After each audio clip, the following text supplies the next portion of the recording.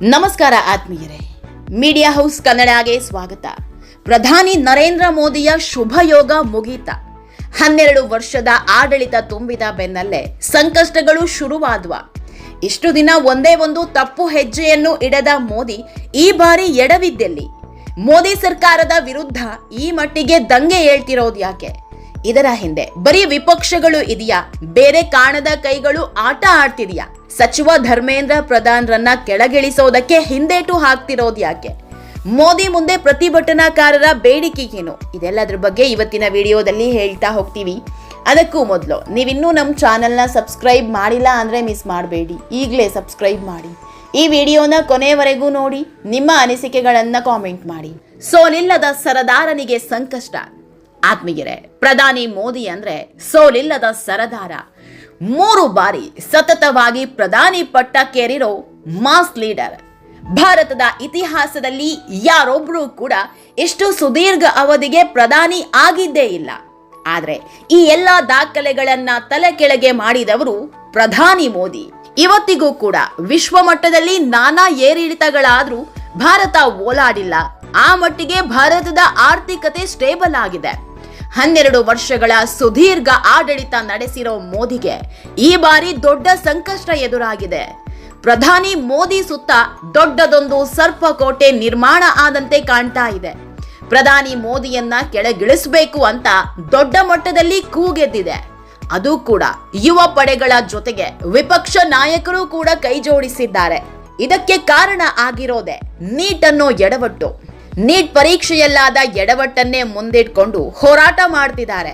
ಇಷ್ಟು ದಿನದಿಂದ ನಡೀತಾ ಇದ್ದ ಯುವಕರ ಹೋರಾಟ ಈಗ ರಾಜಕೀಯಕ್ಕೆ ತಿರುಗಿದೆ. ಅದರಲ್ಲೂ ಕಾಕ್ರೋಚ್ ಜನತಾ ಪಾರ್ಟಿಯ ಸದಸ್ಯರು ಕೈ ಜೋಡಿಸಿದ ಮೇಲೆ ಹೋರಾಟದ ತೀವ್ರತೆಯೇ ಬದಲಾಗಿದೆ. ಕೇಂದ್ರದಲ್ಲಿ ಸಂಸತ್ ಅಧಿವೇಶನ ಶುರುವಾಗಿದೆ. ಇದೇ ಹೊತ್ತಲ್ಲೇ ಸರ್ಕಾರವನ್ನ ಕಟ್ಟಿ ಹಾಕಬೇಕು ಅಂತ ಸಂಸತ್ತು ಒಳಗೂ ಹೊರಗೂ ಪ್ರತಿಪಕ್ಷಗಳು ಒಗ್ಗಟ್ಟಿನ ಹೋರಾಟ ಮಾಡ್ತಾ ಇದೆ. ಕಾಂಗ್ರೆಸ್, ಎಸ್ಪಿ, ಡಿಎಂಕೆ ಸಂಸದರೆಲ್ಲ ಪ್ರತಿಭಟನೆಯಲ್ಲಿ ಭಾಗಿಯಾಗ್ತಾ ಇದ್ದಾರೆ. ಒಂದೇ ಮಾತರಂ ಬಗ್ಗೆ 8 ಗಂಟೆ ಡಿಬೇಟ್ ಮಾಡ್ತೀರಾ ಅಂದ್ರೆ ನೀಟ್ ಅಕ್ರಮದ ಬಗ್ಗೆ ಯಾಕೆ ಚರ್ಚೆ ಮಾಡಲ್ಲ ಅಂತ ಪ್ರಶ್ನೆ ಮಾಡ್ತಿದ್ದಾರೆ. ಕೇಂದ್ರದ ಹಠ, ನಿಲ್ಲದ ಹೋರಾಟ. ಆತ್ಮೀಯರೇ, ವಿದ್ಯಾರ್ಥಿಗಳ ಜೊತೆ ಕೈ ಜೋಡಿಸಿರೋ ಕಾಕ್ರೋಚ್ ಜನತಾ ಪಾರ್ಟಿ ಜಂತರ್ ಮಂತರ್ನಲ್ಲಿ ಸಮರ ಸಾರಿದೆ. ಪೊಲೀಸರ ದೌರ್ಜನ್ಯ, ಲಾಠಿ ಚಾರ್ಜ್ಗೆ ಬೆದರದೆ ಪ್ರತಿಭಟನೆ ಮಾಡ್ತಾ ಇದ್ದಾರೆ. ಇವರು ಕೇಳ್ತಿರೋದೊಂದೇ, ಶಿಕ್ಷಣ ಸಚಿವ ಧರ್ಮೇಂದ್ರ ಪ್ರಧಾನ್ ರಾಜೀನಾಮೆ ನೀಡಬೇಕು ಅಂತ. ಈ ಹೋರಾಟಕ್ಕೆ ದೇಶದ ಮೂಲೆ ಮೂಲೆಗಳಿಂದಲೂ ಹೋರಾಟಗಾರರು ಬರೋದಕ್ಕೆ ಶುರು ಮಾಡಿದ್ದಾರೆ. ಹೀಗಾಗಿಯೇ ಹೋರಾಟಕ್ಕೆ ಬರುವವರನ್ನ ತಡೆಯಲು ದಿಲ್ಲಿ ಪೊಲೀಸರು ಇನ್ನಿಲ್ಲದ ಹರಸಾಹಸ ಪಡ್ತಿದ್ದಾರೆ. ದಿಲ್ಲಿಯ ಬಹುತೇಕ ಮೆಟ್ರೋ ಸ್ಟೇಷನ್ಗಳು ಬಂದ್ ಆಗಿದ್ದು, ಸಂಧಾನ ಸಭೆ ಮಾಡೋದಕ್ಕೆ ಕೇಂದ್ರ ಸರ್ಕಾರ ಮೇಲಿಂದ ಮೇಲೆ ಆಹ್ವಾನ ನೀಡ್ತಾ ಇದೆ. ಆದ್ರೆ ಕಾಕ್ರೋಚ್ ಪಾರ್ಟಿ ಇದಕ್ಕೆ ರೆಡಿ ಇಲ್ಲ. ನಮ್ಮ ಹೋರಾಟ ಕೈ ಬಿಡಬೇಕು ಅಂದ್ರೆ ನಮ್ಮ 6 ಬೇಡಿಕೆಗಳನ್ನ ಈಡೇರಿಸಬೇಕು, ಆಗಲೇ ನಾವು ಹೋರಾಟ ನಿಲ್ಲಿಸೋದು ಅಂತ ಹಠಕ್ಕೆ ಬಿದ್ದಿದ್ದಾರೆ.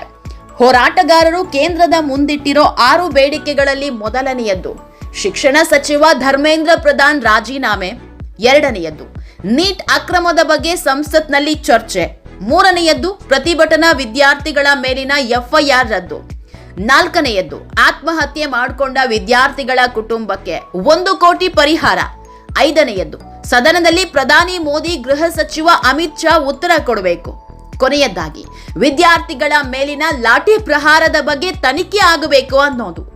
ಈ ಬೇಡಿಕೆಗಳು ಕೇಂದ್ರದ ಪಾಲಿಗೆ ನುಂಗಲಾರದ ತುತ್ತಾಗಿದೆ. ಇಲ್ಲಿ ಕೇಂದ್ರ ಸರ್ಕಾರ ಎಡವಿದ್ದೆ ಸಚಿವರನ್ನ ಕೆಳಗಿಳಿಸೋ ವಿಷಯದಲ್ಲಿ. ಹೋರಾಟ ಶುರುವಾಗಿ 2-3 ತಿಂಗಳಾಯಿತು. ನಿಧಾನಕ್ಕೆ ಪ್ರತಿಭಟನೆಯ ಕಾವು ಹೆಚ್ಚಾಗ್ತಾ ಇತ್ತು. ಅಂತ ಹೊತ್ತಲ್ಲೇ ಶಿಕ್ಷಣ ಸಚಿವರನ್ನ ಹುದ್ದೆಯಿಂದ ಕೆಳಗಿಳಿಸಿದ್ರೆ ಈ ಮಟ್ಟಿಗಿನ ಹೋರಾಟ ಆಗ್ತಾ ಇರಲಿಲ್ಲ. ವಿದ್ಯಾರ್ಥಿಗಳ ಹೋರಾಟ ಕೂಡ ಅಲ್ಲಿಗೆ ಮೊಟಕುಗೊಳ್ತಾ ಇತ್ತು.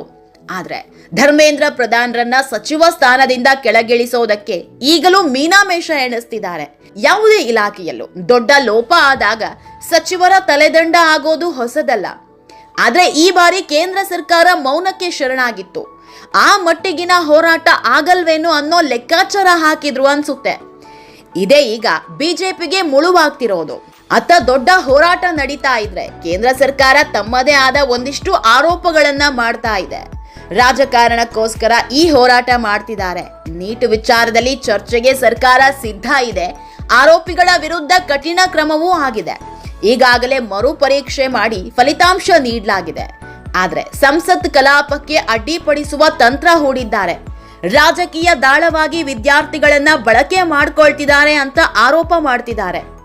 ದೆಹಲಿಯಲ್ಲಿ ನಡೀತಿರೋ ಹೋರಾಟ ದೇಶದ ಮೂಲೆ ಮೂಲೆ ತಲುಪೋದಕ್ಕೆ ಶುರುವಾಗಿದೆ.